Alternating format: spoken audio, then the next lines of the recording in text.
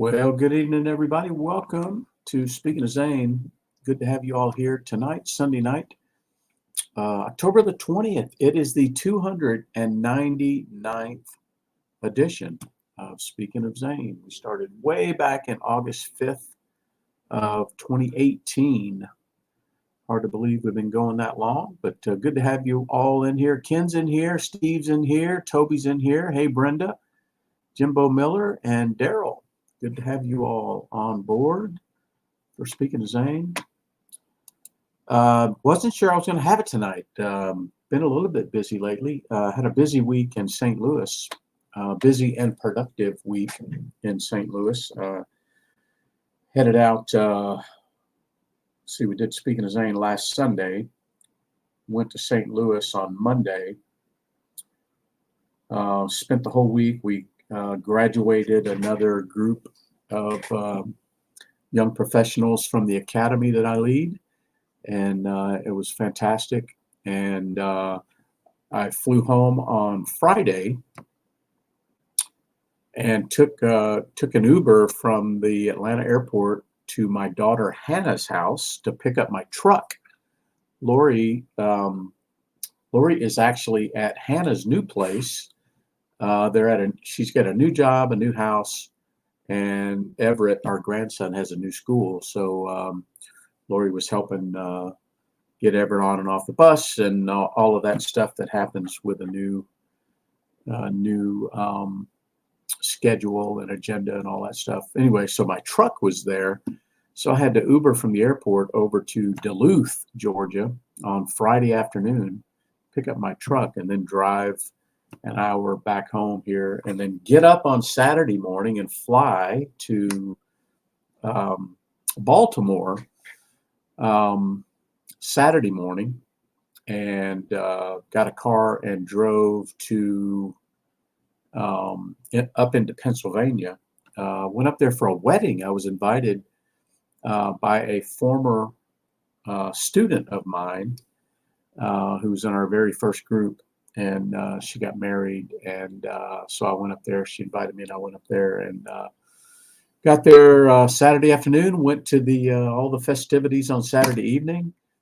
Got back in the car, drove from there back to Baltimore this morning, and flew home this afternoon.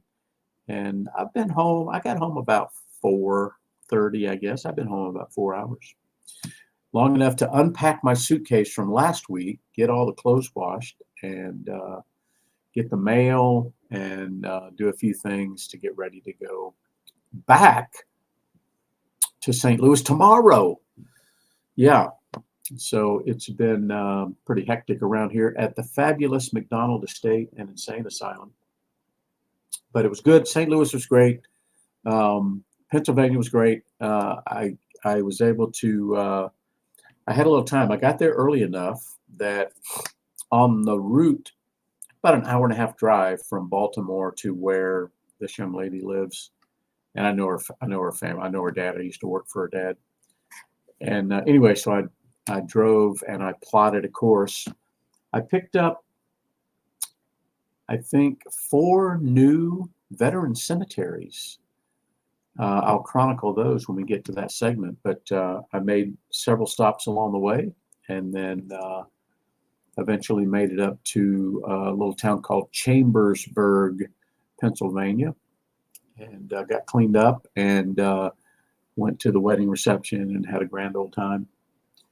But good stuff. All right, let's see who else we've got in here tonight. My dad's in there. Mac Marine, hey, Dad. Doc Collier's in there. Hey, Doc, good to have you in there. I know you're busy. I had you on my list of things to talk about. I might as well go ahead and do that while you're here. But, Doc, pray for my friend Justin, Doc Collier.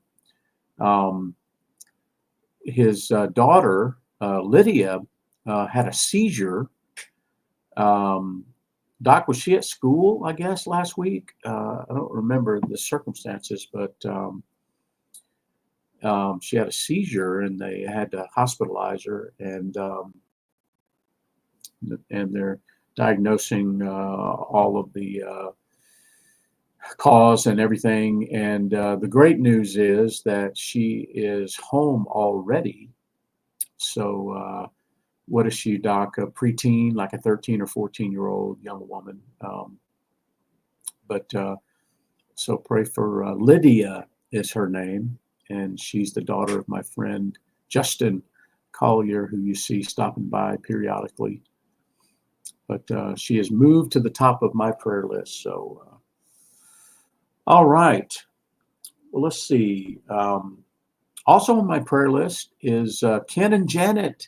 I didn't realize this last week for speaking of Zane, but I did find out later that night or on Monday that Ken's mother-in-law passed last week, and I know it was expected. She was in hospice care, I believe, and had declined considerably of late, but it doesn't make it any easier. But Ken, we're praying for you and Janet. And in true form, Ken has already reached out to Kelly at My Warrior's Place to see if she would be interested in some of the furniture and different things that belong to Ken's mother-in-law. If there's something that My Warrior's Place could benefit from. So good on you, Ken. Praying for you guys. And let's see, since we last talked, Lori has improved even more.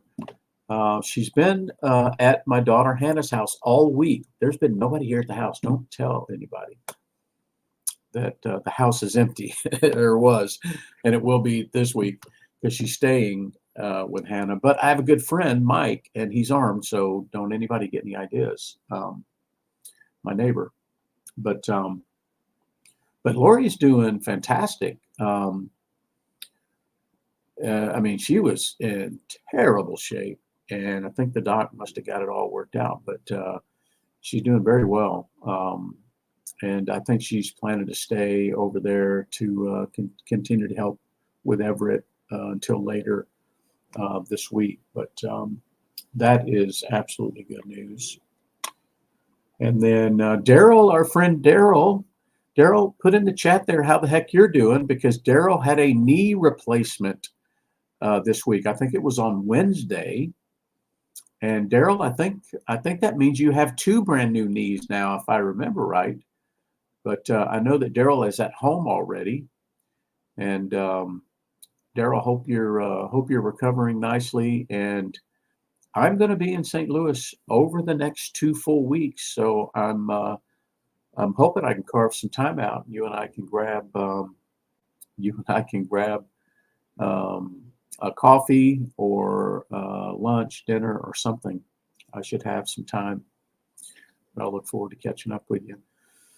But yes, he does, Ken.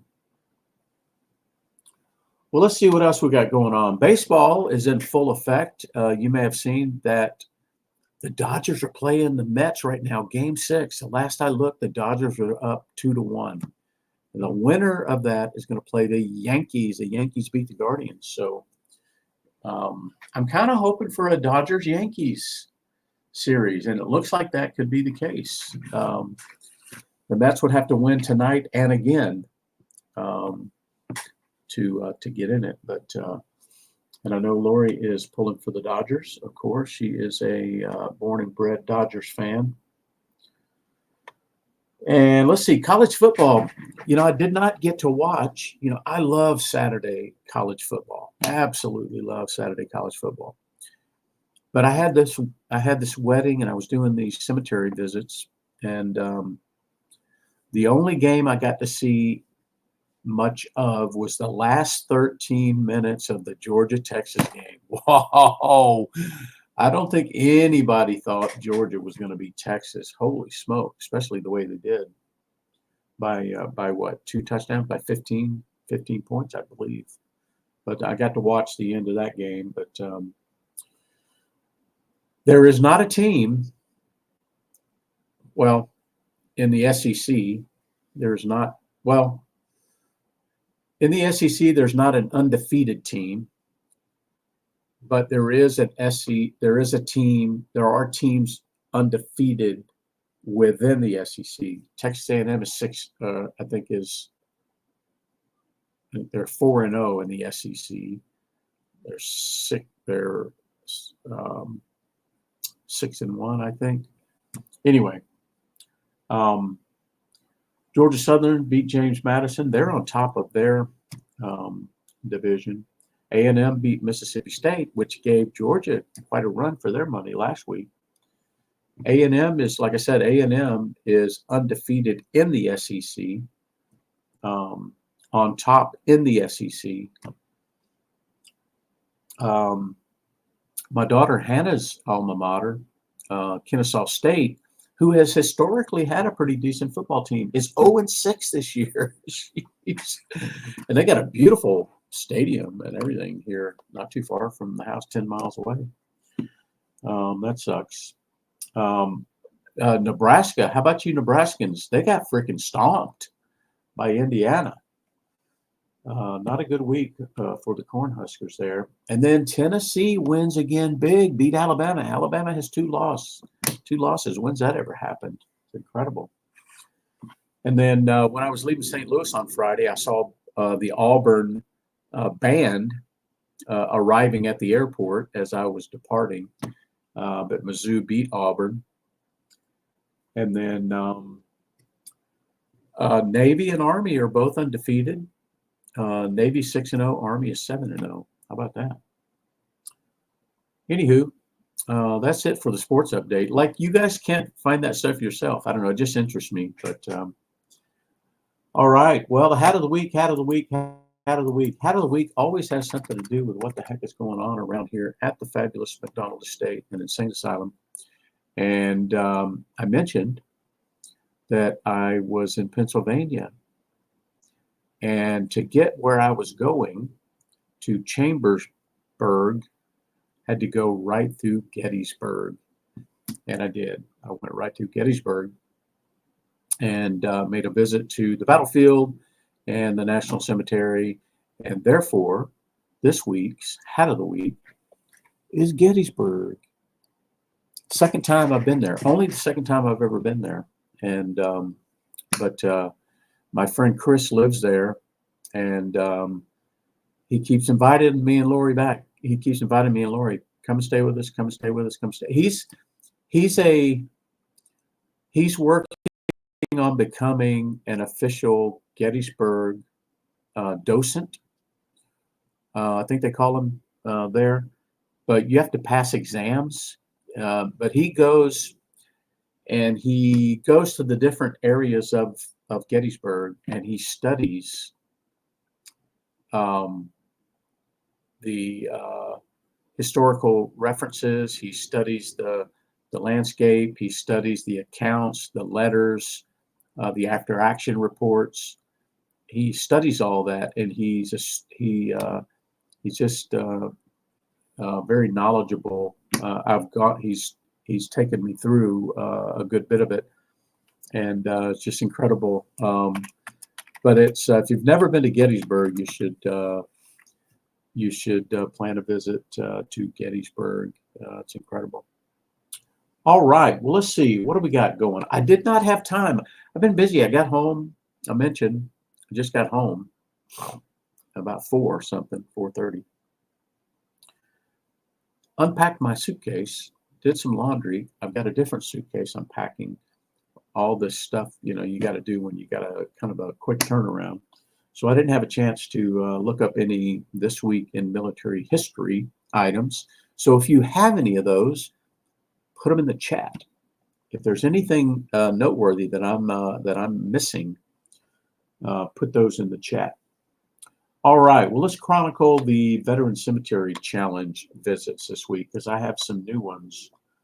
I know that Daryl made a visit to Jefferson Barracks, as he does. My dad visits, as does my sister, Evergreen, where my mother rests, and my uncle, who was in the Air Force. And I made, here's the visits I made. I don't know if I'll get time tonight or not, but I took some pictures of the veteran cemeteries that I visited on Saturday morning. And let me tell you which ones they were. And as far as I know, all of these but one are new to us, new to this group. Loudon Park National Cemetery. Loudon, Loudon Park National Cemetery. It's in Baltimore. I went from there to Baltimore National Cemetery.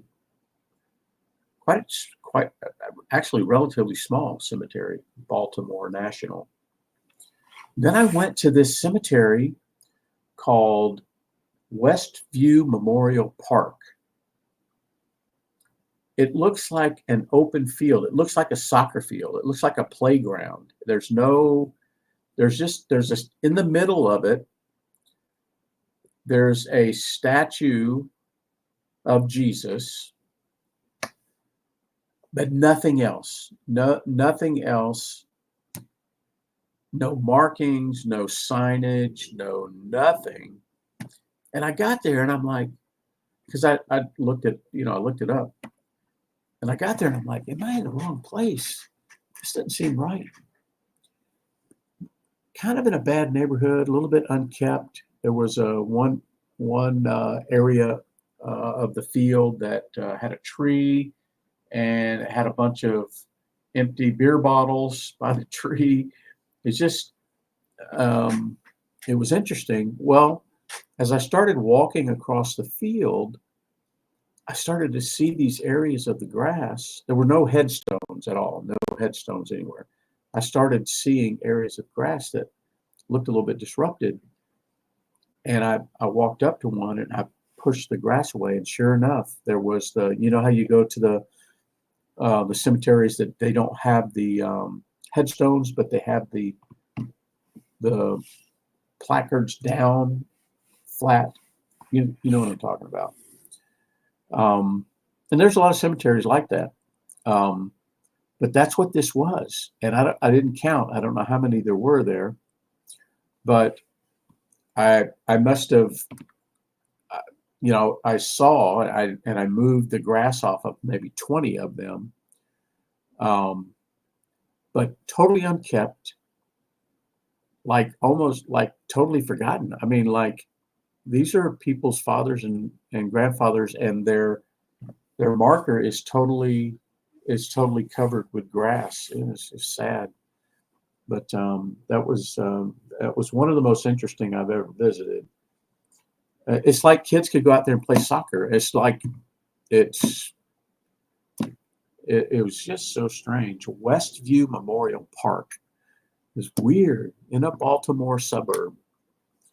And then from there, I went to, not too far away, Maryland State Veterans Cemetery. That was very nice. That one was absolutely monstrous.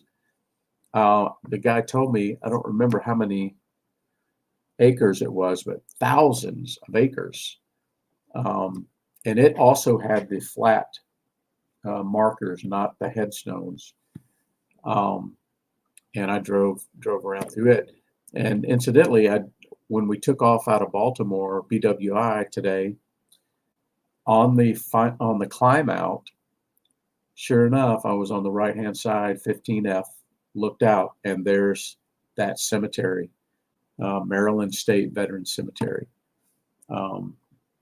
Just very interesting. And then when I left there, I said, well, let me go on up to Chambersburg, and from there, to get there, you go right through Gettysburg. So I went right through Gettysburg. Very busy on a Saturday, a beautiful Saturday morning, sunshine, warm, nice fall day, and lots of tourists and stuff, and a lot of people out on the battlefield. And I stopped and parked and went through the cemetery and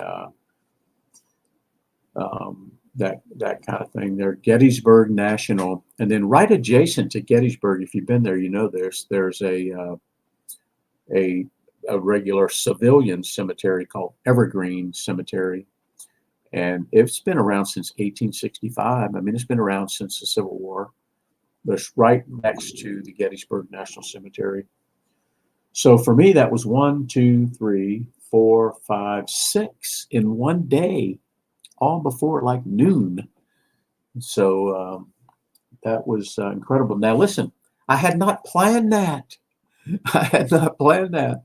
I landed and said, well, man, I got a little bit of time. What's between here and there? And I pulled up the Google Maps and said, Veteran Cemeteries near me. And boom, there they are. And they're like, wow, boom, boom, boom, boom. And so it was perfect. And it was just beautiful and solemn. And I'm glad I had the chance to do that. All right, well, let's see who jumped in there. Matt Aaron. Hey, Matt, how you doing, buddy? And Matt Mary's in there. Hey, Aunt Mary, how are you? Good to have you all in there for Speaking to Zane. I was just rambling on about my adventure over the weekend. I'm home now, but had a real quick visit up to Baltimore, then Pennsylvania. All right, well, let me run on here to the Think a Vet Challenge, and I'll tell you what I think I know. You guys put in the chat if you had any veteran interactions this week. If you were able to thank a veteran or a first responder, put them in the chat there. I always look. You guys most of the time you guys will post those things, so I'll capture that. But I had 5. I was at my company's headquarters in St. Louis this week, and I was able to interact with 5 other veterans that work with me up there. Some that I work with regular, some that I don't see very often. So that was kind of fun. And then had a little exchange with a Vietnam veteran today on the rental car shuttle at Baltimore. And he had on a Vietnam veteran's hat. Him and his wife were together, and we were on the rental car bus. I said, hey, thank you for your service. He says, wow, thank you. He says, boy, it's nice to be noticed. I'm like, wow, very good. And then behind me in the line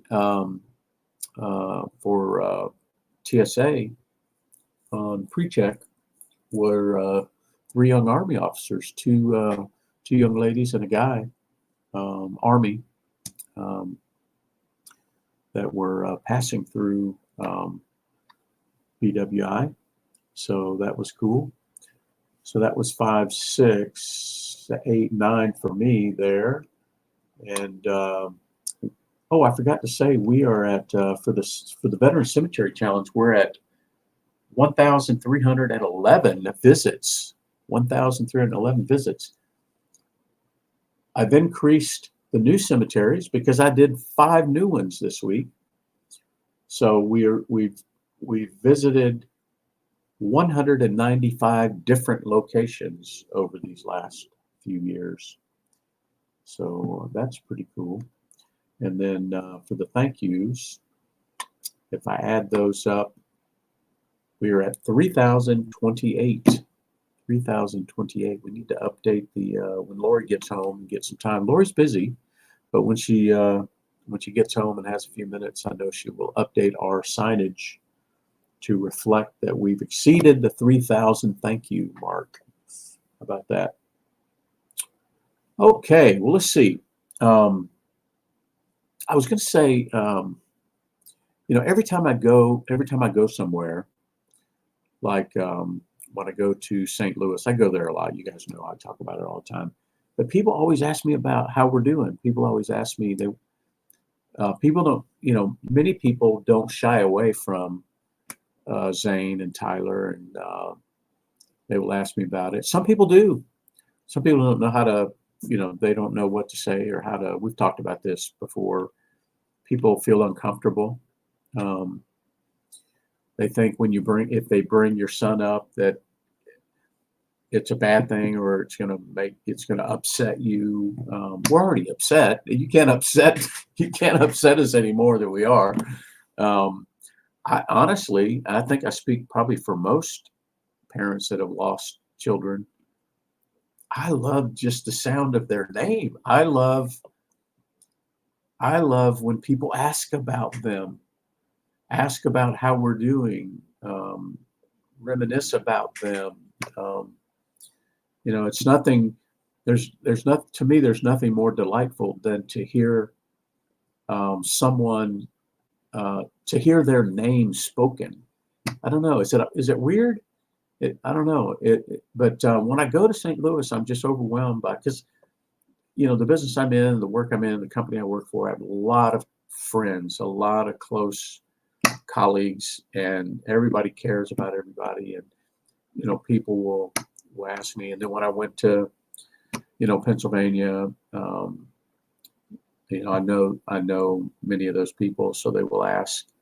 And anyway, it just, instead of upsetting me or depressing me, it actually brings a smile to my face to talk about them or talk about how we're doing. Or I get to Pennsylvania and I show up, and the young lady that got married, her dad is a friend of mine, and he's an Army veteran, and he was my boss for quite some time. And first thing he asked me is, "How's Lori doing?" And I said, "Man, she's had a tough year." And he says, "Well, you all have, haven't you?" I says, "Yeah, it's been tough, but Lori has had not just losing Tyler over the last year, but her knee while she was in London, and then her health most recently. And but anyway, there's no other feeling like somebody asking how you're doing, is I guess what I'm saying, and asking about, acknowledging that your sons existed. That's good stuff. But okay, well, that's all I've got, gang. I have got to go check the laundry, make sure I've got all my toiletries packed, because when I leave tomorrow for St. Louis, I'm actually going to be there for 2 full weeks. I'm not coming home until November 2nd. Unless I get homesick and change my mind, I'll fly home next weekend. But right now the plan is I'm going to spend the whole week in St. Louis. with my team that's located there, and then stay over the weekend. And then I've got 30 people in this current class of this academy that I run, 30 people that have been with us since June. And they're coming for the very first time to our headquarters in St. Louis. And they're going to meet each other and us face to face for the very first time. It's exciting. These are young folks. These are young professionals. These are most of these folks are recent college grads, early in their career, early 20s, mid 20s. There's a few outliers, maybe in their early 30s. But it's an exciting time being the old guy, the fatherly figure. But we got a lot of activities and things, as you might imagine, planned for them over this next couple of weeks. But so I don't know about, speaking of Zane, for next Sunday. We'll have to see. I'll let you guys know ahead of time. Not that it's going to break anybody's heart if we don't do it. This is mostly therapy for me, but I certainly appreciate you guys. Look forward to, if we have Speaking of Zane next week, seeing you again. If not, the following week, and I'll give you an update on all the shenanigans that are going on. And don't forget to pray, keep praying for Ken, and pray for Doc Collier and his daughter Lydia. And we'll look forward to following you all on Speaking of Zane. So take care, and we'll see you later. Bye-bye, everybody.